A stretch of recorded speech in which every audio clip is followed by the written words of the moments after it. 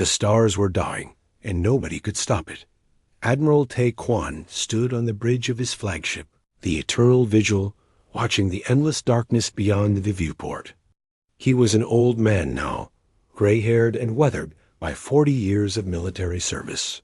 His uniform bore the marks of a career spent preparing for wars that never came. Until now, perhaps, the deep space station called Far Horizon hung in the void, 300 light-years from Earth. It was humanity's secret, a research facility hidden from the rest of the galaxy.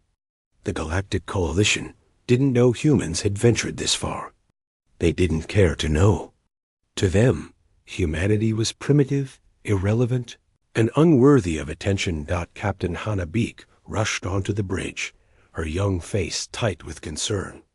She carried a datapad that glowed with urgent red symbols. "Admiral, you need to see this. We picked up a signal.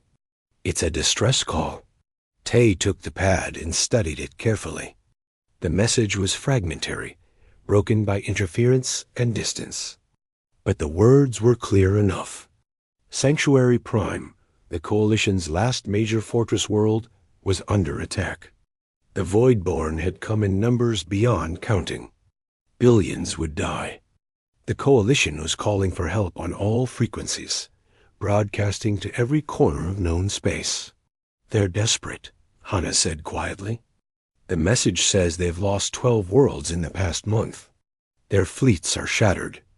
This is their final stand." Tay had heard stories about the Voidborn. Everyone had.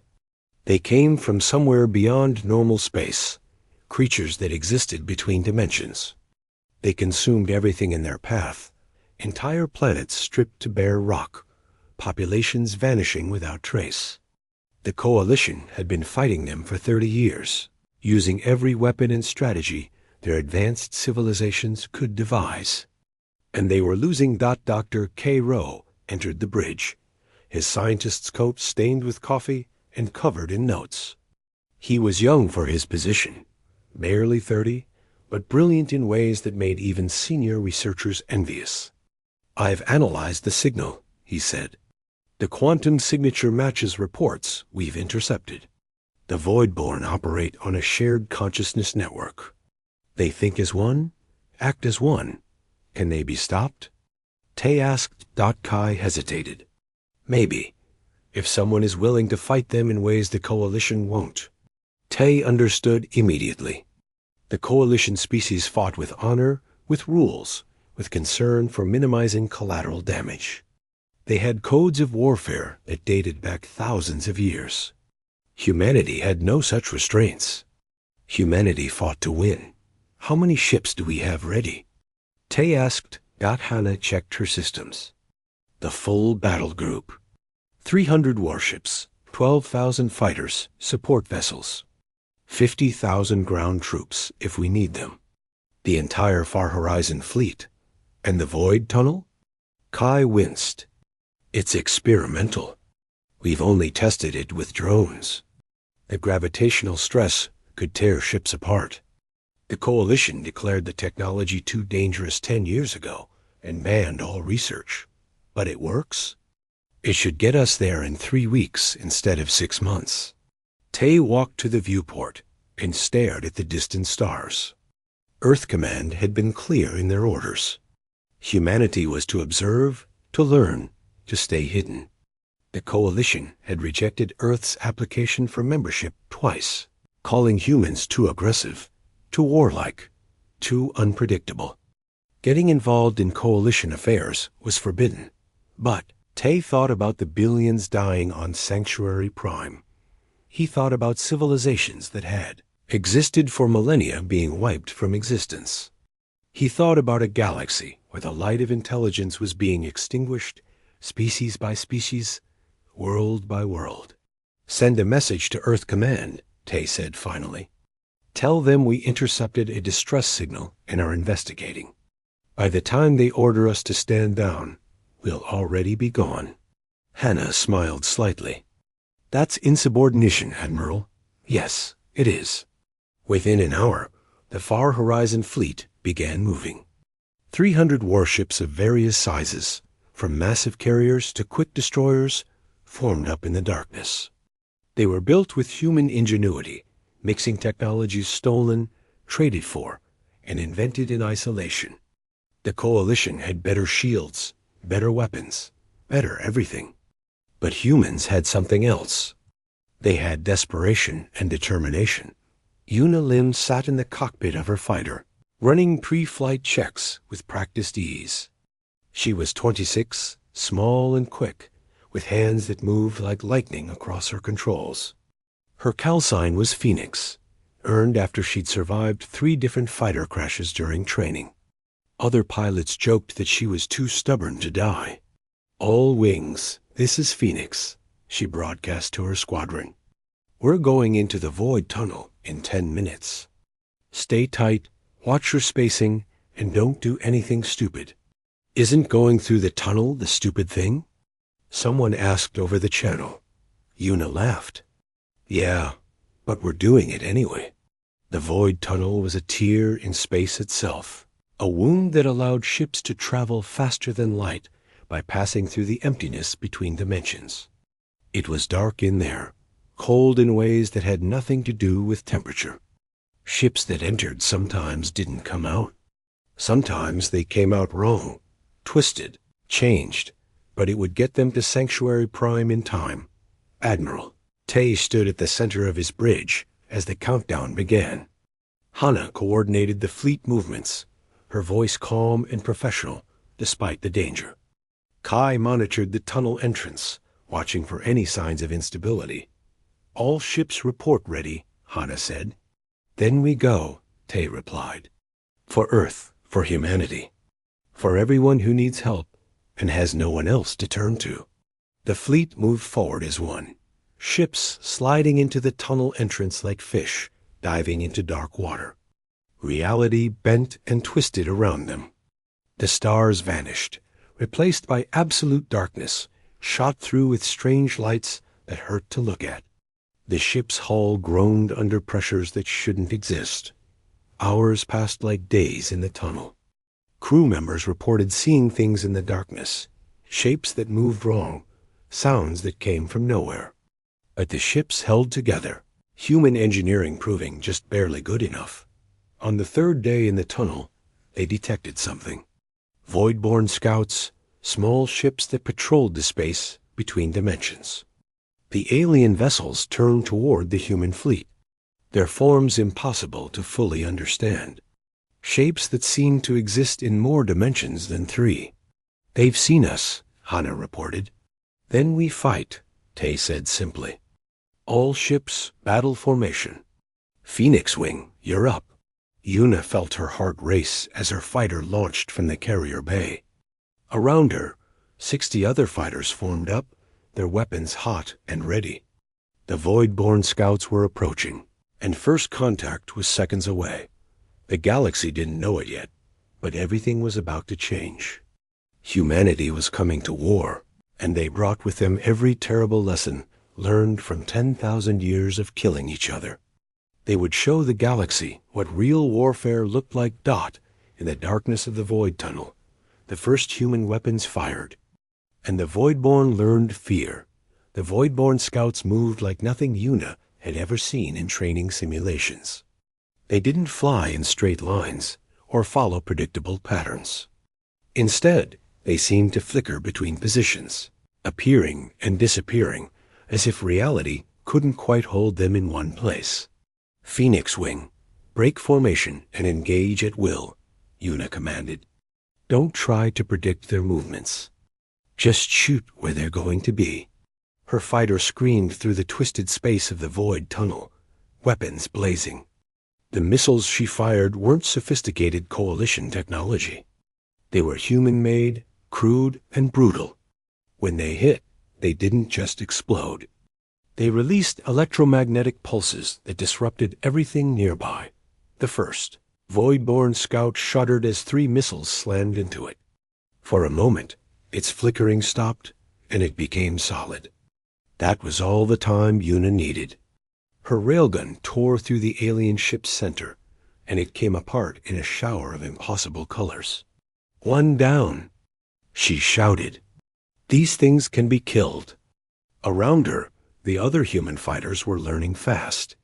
The coalition forces would have tried to communicate first, to understand their enemy, to fight with precision and honor. Humans just wanted the enemy dead. They used tactics that were simple and violent, swarming the scouts with overwhelming firepower. Within 20 minutes, all 8 Void-born scouts were destroyed. But the cost was high. 15 human fighters were gone, their pilots dead or lost somewhere in the Void Tunnel's darkness. On the bridge of the Eternal Vigil, Admiral Tay watched the battle, reports with a grim expression. Captain Hana stood beside him, her hands trembling slightly. This was her first real combat, and the reality of it was harder than any simulation. "We won," she said quietly. "But they know we're coming now." "Yes," Tay agreed. "And they'll be waiting." Dr. Kai arrived with new data, his tablet covered in equations and diagrams. "I analyzed the wreckage we could scan. The Void-born aren't truly alive in the way we understand. They're more like extensions of something larger, pieces of a vast consciousness that exists partially in our dimension and partially somewhere else. Can we fight something like that?" Hannah asked. "We have to," Kai replied. "And I think I know how. Their shared consciousness is their strength, but it's also a weakness. If we can disrupt the connection between individual units and their central mind, they become confused, slower. I need time to develop a weapon that can do that." Tay nodded. "You'll have it. We're 3 weeks from Sanctuary Prime. Use every minute." Far away, on Sanctuary Prime itself, General Hyon Chai stood before the Coalition Council. The general was a member of the crystalline species, a being made of living mineral that thought in patterns of light. They had led the Coalition's defense for 5 years, and in that time they had watched everything fall apart. "The evacuation must begin immediately," General Hyon said, their voice like bells ringing. "We cannot hold this world. We should save who we can and retreat to the core systems." The council members looked at each other with despair in their various eyes and sensory organs. 12 species were represented here, each ancient and proud. They had built civilizations that spanned thousands of worlds. They had thought themselves the pinnacle of galactic achievement. Now they were dying. "There is nowhere left to retreat to," one council member said. "If Sanctuary Prime falls, the core systems are next. Then Earth.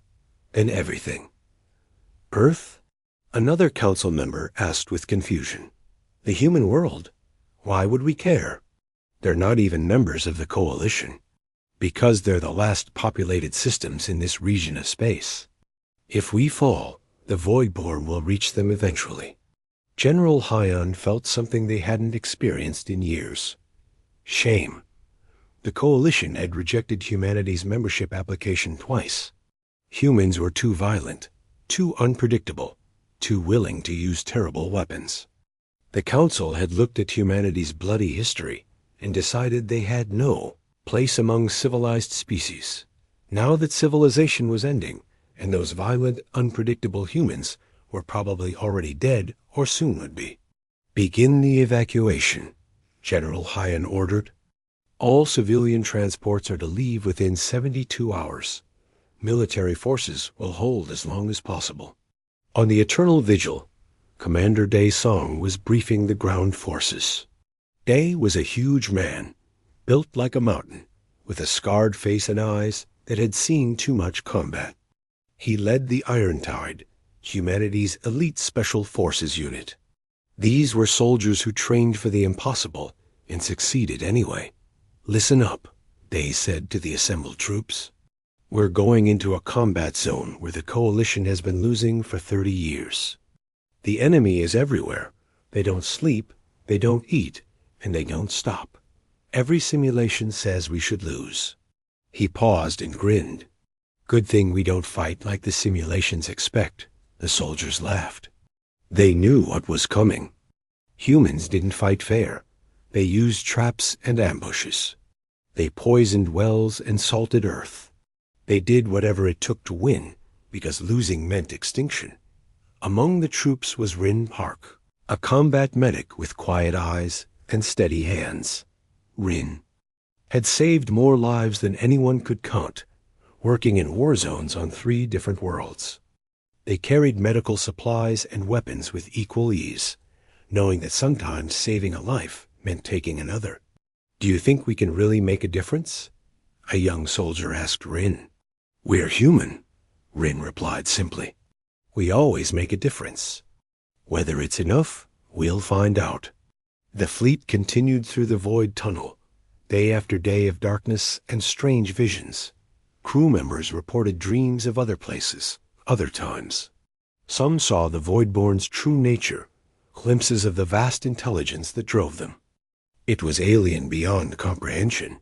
Cold and hungry and utterly without mercy, Dr. Kai worked without sleep, developing his weapon. He called it the Sever Protocol, a device that would send a pulse through the Voidborn's quantum network and temporarily break their connection to each other. It wouldn't kill them, but it would make them vulnerable. The problem was delivery. The weapon had to be placed directly inside the Voidborn's central command structure, wherever that was. It was a suicide mission. Captain Hana found Kai in his lab on the 12th day of travel. He looked exhausted, running on stimulants and determination. "Is it ready?" she asked. "Almost. But Hana, you need to understand what this means. Someone has to fly this directly into the heart of the enemy. They won't come back." Hana looked at the device, a small sphere that pulsed with strange light. "Then we find a volunteer. We're human. Someone will do it." On the 20th day, the fleet detected the edge of the Sanctuary Prime system. They were close now, almost there. Admiral Tay ordered the fleet to battle readiness. Every ship checked its weapons. Every fighter pilot reviewed their attack patterns. Every soldier loaded their rifle. Yuna sat in her fighter, now repaired from the earlier battle. Around her cockpit, she had photos of her family back on Earth. They thought she was on a research mission. They had no idea she was about to fly into the biggest battle humanity had ever seen. "Phoenix Wing, you ready for this?" her second-in-command asked over the comm. "No," Yuna answered honestly. "But we're doing it anyway."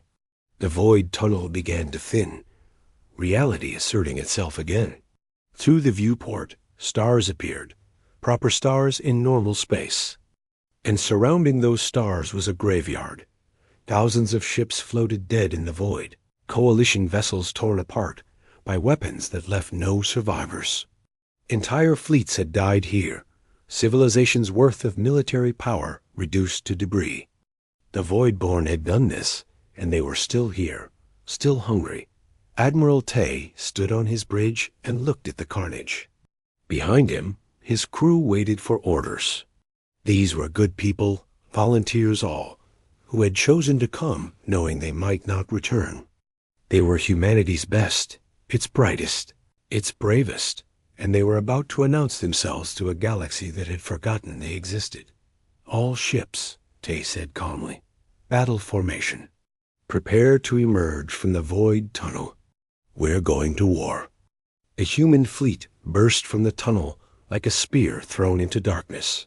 300 ships blazing with power, ready to fight, ready to die, ready to show the galaxy what humanity could do. The Voidborn were waiting. General Hyan was coordinating the civilian evacuation when the sensors went mad. New contacts, hundreds of them, appearing from nowhere at the system's edge. For a terrible moment, the general thought it was more Voidborn, a final killing blow that would end everything. Then the identification signals came through. Human. Every single ship was human. "That's impossible," one of the coalition officers said. "Humans don't have a fleet that size. They barely have space travel, but the sensors didn't lie." 300 warships were accelerating into the system. There, weapons already charging, their formation tight and professional. This wasn't some ragtag exploration group. This was a military force that knew exactly what it was doing. On Sanctuary Prime's orbital command station, alarms blared as Coalition forces scrambled to respond to the unexpected arrivals. Ambassador Jin No, humanity's only official representative in Coalition space, was pulled from his quarters and brought to the command center. He was a thin man, older, with diplomatic experience from Earth's various international conflicts. But he had no idea why a human fleet would be here. Ambassador, explain this, General Hyan demanded. Why is there a human battle fleet in our system? Jin stared at the display showing the incoming ships. He recognized some of the signatures from intelligence reports. These were the secret Far Horizon forces, the fleet Earth had built in deep space away from Coalition scrutiny. I don't know, he said honestly. Earth Command didn't authorize this. They wouldn't. And who did? Before Jin could answer, a communication request came through on Coalition military frequencies. The face that appeared on the screen was old and weathered, wearing a human military uniform with Admiral's insignia. His name tag read Quan. This is Admiral Tae Quan of the Earth WarHost. We received your distress signal. We are here to help. The command center fell silent. Coalition officers from a dozen species stared at the screen in disbelief. General Hyan's crystalline form flashed with confused colors. Admiral, the general said carefully, Earth is not a member of the Coalition. This conflict doesn't concern your species. Why would you come? Tae's expression was calm and sure. Because you needed help. Because billions are dying. Because someone has to stand against the darkness. And if you can't do it alone, then we'll do it together. You didn't ask for us. You didn't want us. But we're here anyway, because that's what humans do. On the Eternal Vigil, Captain Hana was coordinating fleet movements as they closed on Sanctuary Prime. The Voidborn forces were massive, thousands of ships in a formation that surrounded the planet like a noose. Coalition defenders were trying to hold them back, but it was clearly a losing battle. Dr. Kai, Hana called. Tell me about the Voidborn tactics. Kai pulled up holographic displays showing enemy movements. They fight as a collective. Perfect coordination, no wasted motion. They adapt quickly to enemy strategies. The Coalition has been fighting them with standard military doctrine, formation warfare, targeted strikes. And that's not working, Hana said. No, the Voidborn are too efficient, too coordinated. They counter every strategy within hours. Hana smiled coldly. Then we don't use strategies. We use chaos.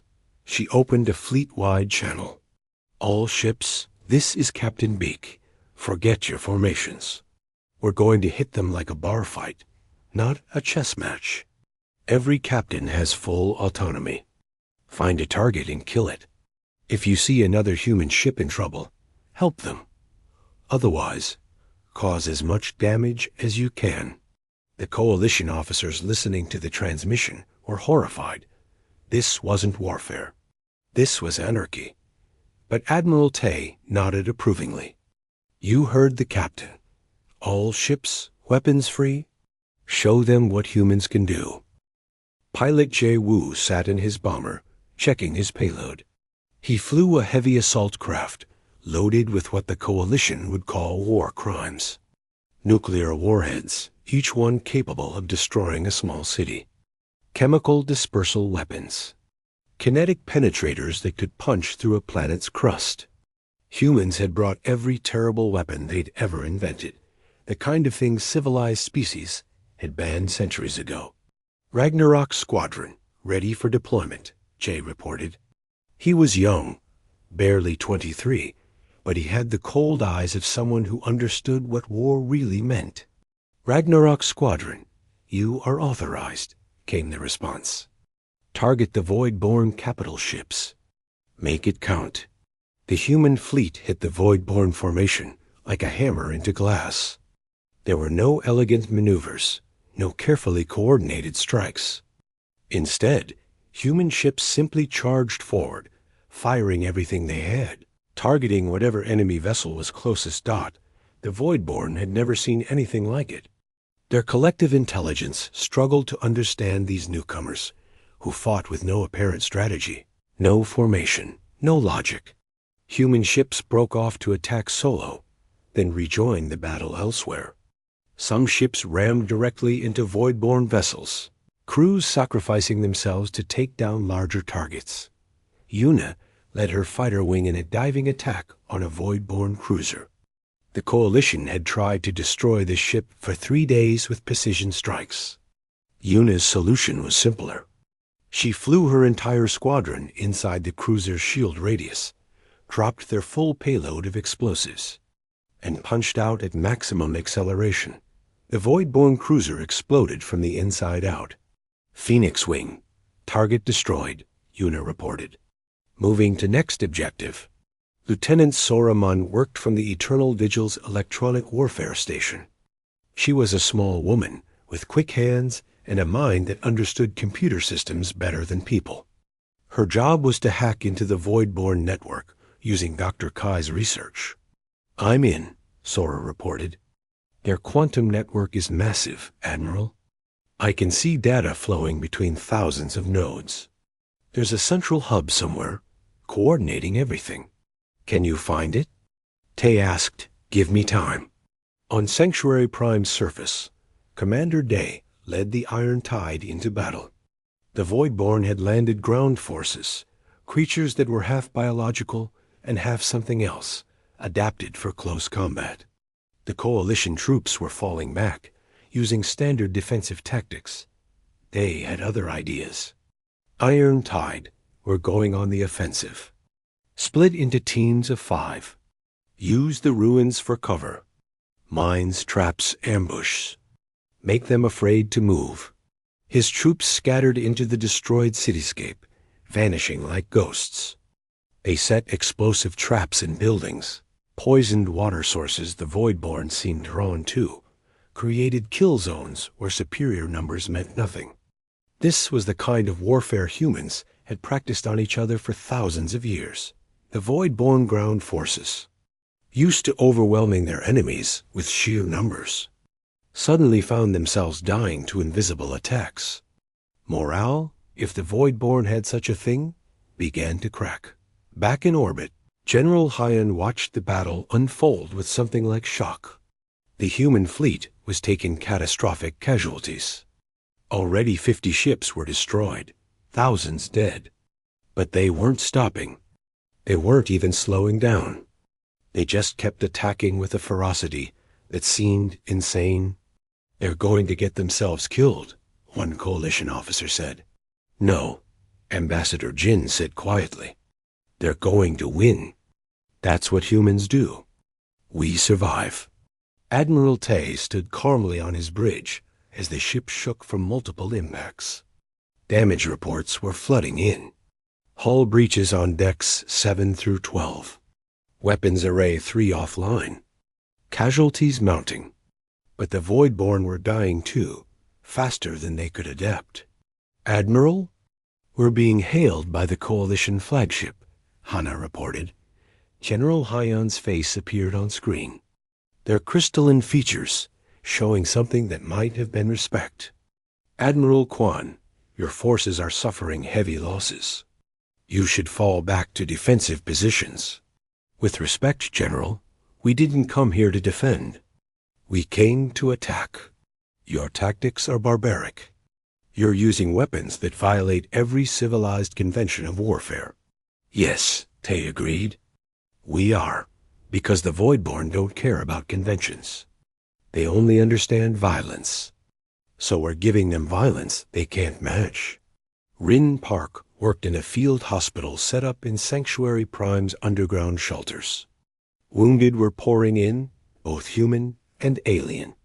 Rin treated them all without distinction, working with mechanical efficiency born from years of practice. "Stitch this wound. Inject that painkiller. Move to the next patient." A young Coalition soldier, one of the bird-like avian species, grabbed Rin's hand as they worked. "Why?" the alien asked. "Why are your people dying for us?" Rin looked down at the alien with tired eyes. "Because you needed help. Because we could. That's enough." In space, the battle raged on. Jay's bomber squadron delivered their nuclear payloads directly onto Voidborn command ships, the explosions bright enough to see from the planet's surface. Entire sections of the enemy formation went dark as the radiation disrupted their quantum connections. Yuna was down to 20 fighters out of her original 60, but she kept fighting. Her weapons were nearly empty, her ship held together by emergency patches and prayer. But the Voidborn were breaking. She could feel it. "All Coalition forces," Admiral Tay broadcast. "Begin your evacuation. We'll hold them here." "Negative," General Hyon replied. "We fight together or not at all." For the first time in years, Tay smiled. "Then let's end this." The battle had been raging for 72 hours. The human fleet was dying by degrees, ship after ship succumbing to overwhelming Voidborn numbers. What had started as 300 warships was now down to 143. The rest were either destroyed completely or damaged beyond repair, drifting in space as monuments to human sacrifice. Admiral Tay sat in his command chair, his uniform torn and stained with blood from a wound he'd refused to have treated. The Eternal Vigil had taken hits that should have destroyed it 3 times over, but human engineering and desperate crew work kept it fighting. Around him, the bridge crew worked with the mechanical efficiency of exhaustion, too tired to feel fear anymore. "Status report," Tay ordered, his voice hoarse from days of constant commands. Captain Hana looked up from her station, her young face aged by combat. "We've lost another 12 ships in the last hour. Casualties across the fleet are at 60%. We're running low on ammunition for the kinetic weapons. Energy weapons are overheating from constant use. And the Voidborn? We've destroyed approximately 4,000 of their ships. But more keep coming. Lieutenant Sora estimates there are still 6,000 enemy vessels in the system." Tay did the math. They'd done better than anyone could have expected, but the numbers didn't lie. At this rate, the human fleet would be destroyed within another day. But they'd bought time, precious hours for the Coalition to evacuate civilians from Sanctuary Prime. A sudden explosion rocked the flagship. Alarms screamed as Voidborn boarding pods attached to the hull like parasites. The creatures were coming inside, bringing the battle to the corridors and decks of human ships. "Repel boarders," Tay ordered. "All hands to defensive positions." In the lower decks, crew members grabbed weapons and prepared to fight hand-to-hand against an enemy that shouldn't exist in 3-dimensional space. The Voidborn that came through the breached hull were nightmare shapes, part organic and part energy, changing form as they moved. But humans knew how to fight in close quarters. They used grenades in narrow corridors, flamethrowers in enclosed spaces, and when those ran out, they used knives and fists and teeth. The Voidborn learned that humans were just as dangerous up close as they were at range. On the surface of Sanctuary Prime, Commander Day's forces were surrounded. The Iron Tide had held their positions for 3 days, protecting evacuation sites and buying time for civilian transports to escape. But now the Voidborn ground forces were closing in, thousands of creatures swarming through the ruins. Day stood with his back to a crumbling wall, his rifle nearly empty, his armor scored by energy weapons. Around him, what remained of his unit formed a desperate circle. They'd started with 50,000 troops. Now fewer than 12,000 remained combat effective. "Sir, we need to fall back," Sergeant Han Kao said.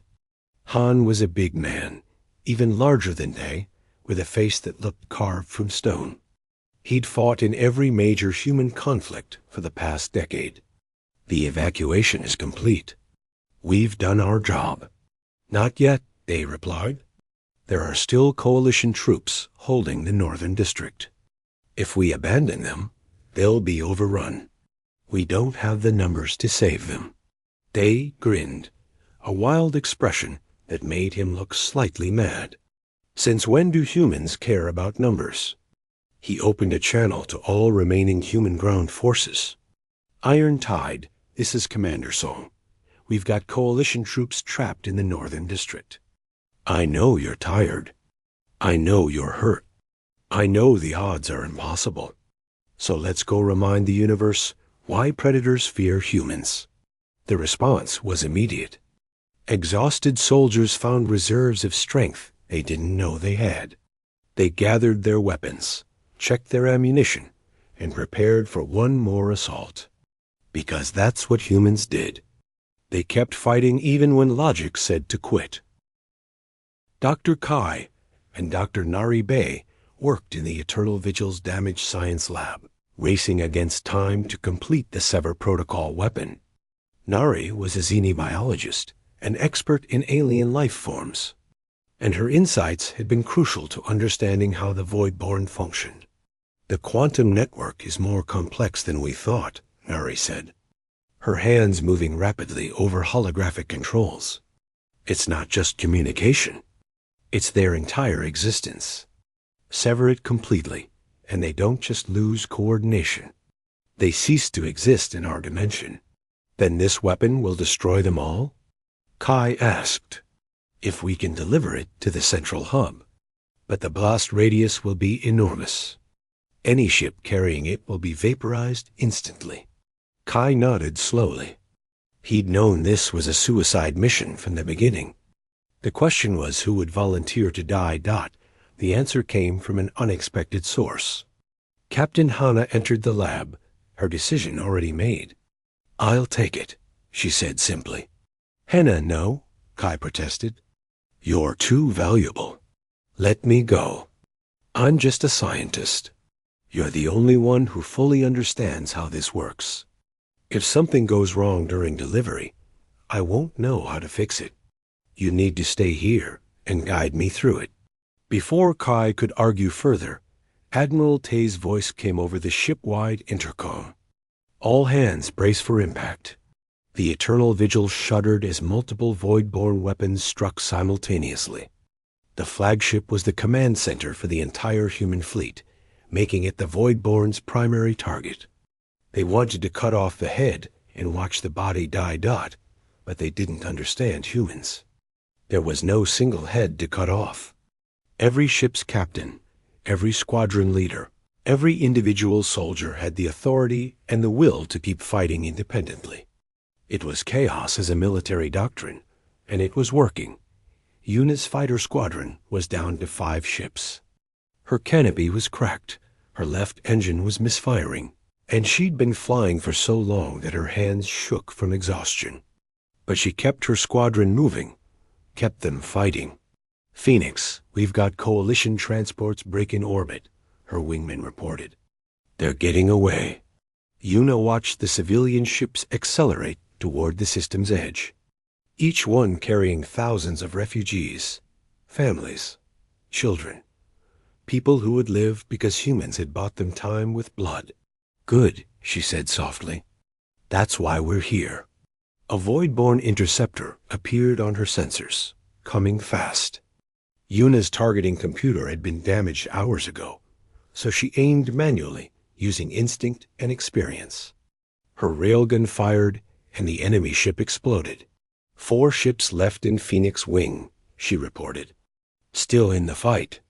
In the Coalition Command Center on Sanctuary Prime, General Hyan watched the battle through dozens of displays. The human losses were catastrophic, worse than anything the general had seen in 5 years of war. Yet they didn't retreat. They didn't surrender. They just kept attacking with a determination that defied logic. Ambassador Jin stood beside the general, his face lined with grief. These were his people dying up there, humans he'd never met, but who shared his species, his home world, his blood. Why do they do this? General Hyan asked quietly. Why sacrifice so much for strangers who rejected them? Jin thought about Earth's history, about the countless wars and struggles that had shaped humanity. Because we know what it's like to stand alone against darkness. Because we've faced extinction before and survived. Because somewhere in our evolution, we learned that the only way to beat impossible odds is to be too stupid to know when to quit. He paused, watching another human ship explode on the displays. And because when humans see someone in trouble, we run toward them, not away. It's probably the trait that's going to kill us all someday. But today, it's saving you. On the Eternal Vigil, Admiral Tay finally allowed his crew to take him to the medical bay. He'd been wounded when a bulkhead exploded, shrapnel tearing through his side. He'd ignored it for hours, but now blood loss was making him weak-dot as medics worked on him. Vice Admiral Mina Song took command. Mina was Tay's second-in-command, a careful strategist where Tay was a bold warrior. She looked at the tactical displays and understood immediately how dire the situation had become. "All ships," Mina broadcast. "This is Vice Admiral Song. Admiral Kwan is receiving medical treatment, but will return the command soon. Until then, hold the line. Make every shot count. And remember, we're human. We don't know how to lose." In his hospital bed, Tay smiled despite the pain. His fleet was dying. His people were falling, but they were winning. The evacuation was nearly complete. The Void-born advance had been stopped. And somewhere in the chaos, Dr. Kai had found a way to end this war forever. The weapon was ready. All they needed now was someone brave enough to deliver it. Captain Hanabik stood in the hangar bay, looking at the modified frigate that would carry the Sever Protocol to the Void-born command hub. The ship was small, fast, and packed with enough explosive power to crack a moon in half. It was also her coffin. Dr. Kai approached her, carrying a datapad with final instructions. His eyes were red from lack of sleep and tears he wouldn't let fall. "You don't have to do this," he said quietly. "We can find another way."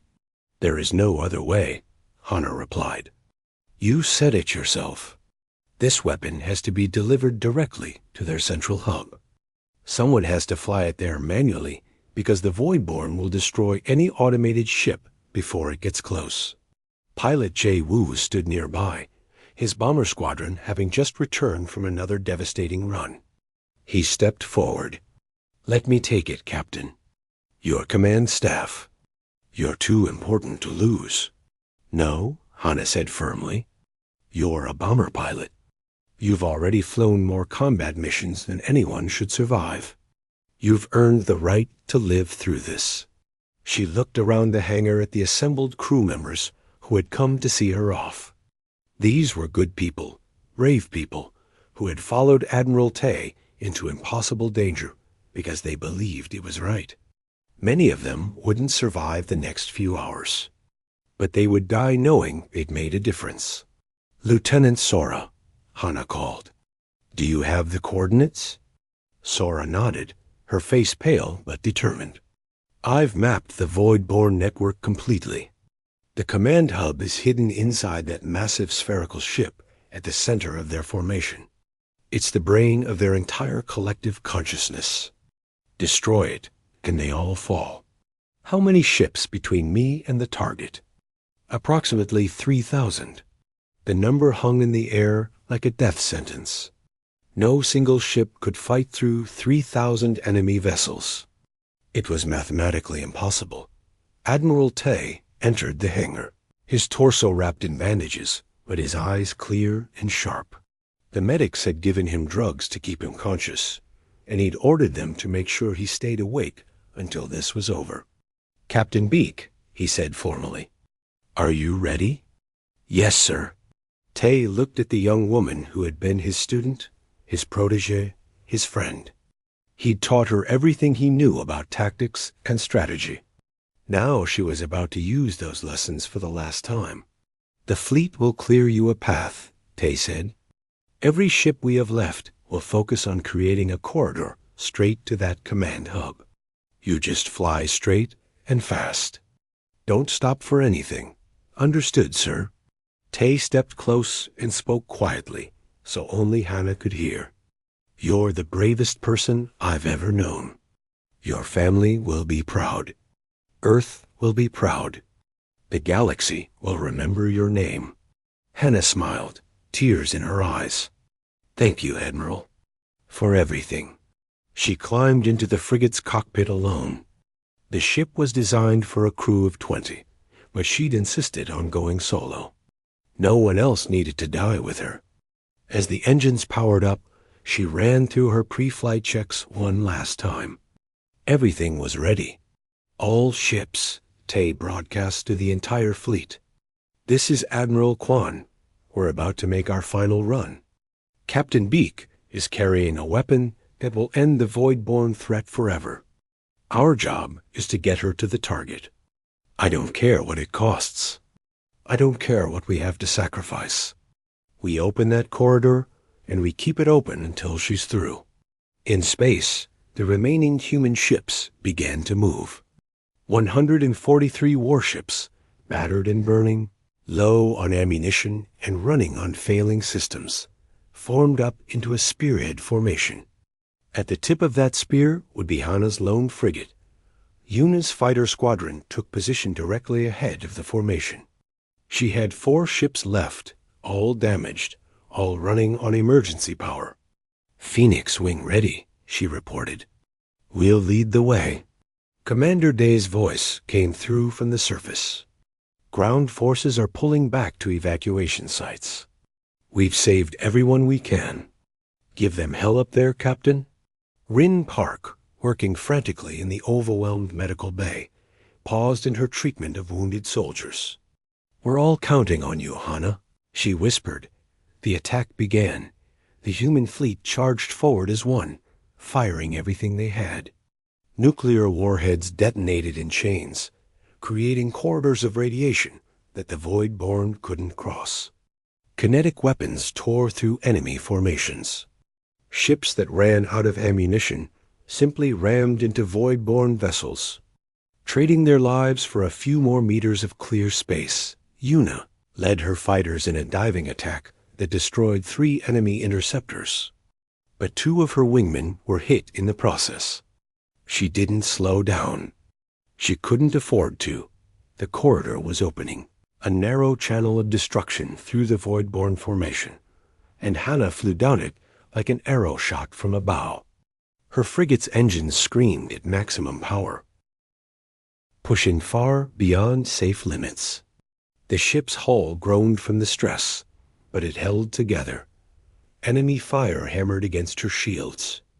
Void-born ships tried to close the corridor, but human vessels blocked them, sacrificing themselves to keep the path open. Hannah watched ships explode around her, each one carrying crews who had families, dreams, futures, all dying so she could complete her mission. You won't die in vain, she promised them. I swear it. Lieutenant Sora guided her through the network of enemies. Adjusting course 3 degrees port. There's a gap opening in the Void-born formation. You can slip through if you're fast. Hannah pushed the engines harder. The frigate shot through the gap with meters to spare, and suddenly she was past the outer defenses.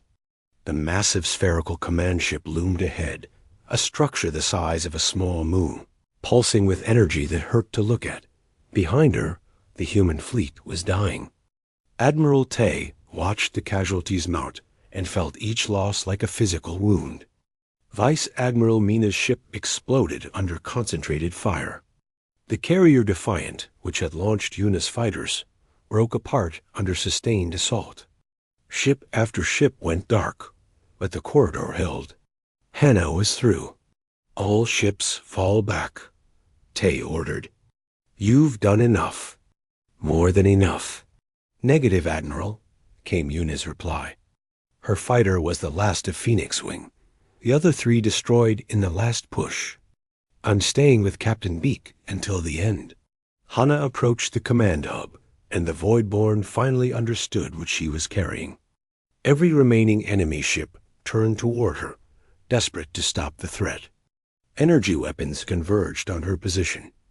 Yuna's fighter intercepted the attacks, her shields absorbing fire meant for Hana. Go! Yuna screamed. I'll hold them. The young pilot's ship disintegrated under the assault, but she'd bought Hana the seconds she needed. The frigate crashed through the command hub's outer shell, punching deep into the structure's core. Hana found herself inside a vast chamber that existed in more dimensions than 3. She could see the Voidborn's true nature here, the collective consciousness that spanned realities.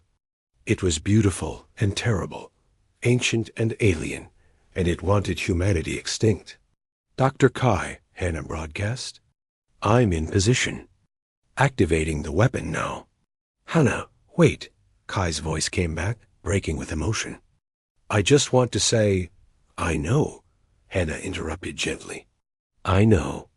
Tell everyone I was honored to serve with them. She armed the Sever protocol and set it to detonate in 10 seconds. Then she opened a channel on all frequencies, broadcasting to both the human fleet and the coalition forces. This is Captain Hana Beak of Earth.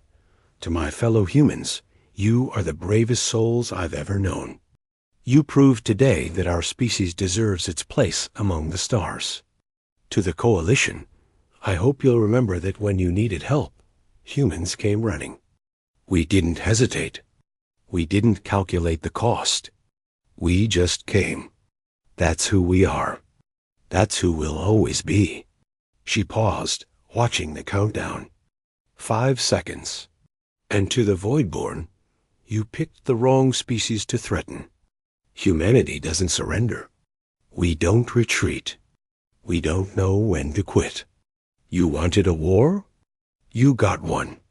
And you lost. The Sever protocol detonated. The explosion was like a star being born and dying in the same instant. Energy tore through the quantum network that connected every Voidborn unit across the galaxy.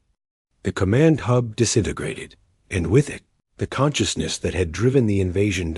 In space around Sanctuary Prime, 6,000 Voidborn ships simply stopped moving. Their weapons went dark. Their engines died. They drifted like ghosts, empty shells without the intelligence that had animated them. Across the galaxy, the same thing happened everywhere the Voidborn had spread.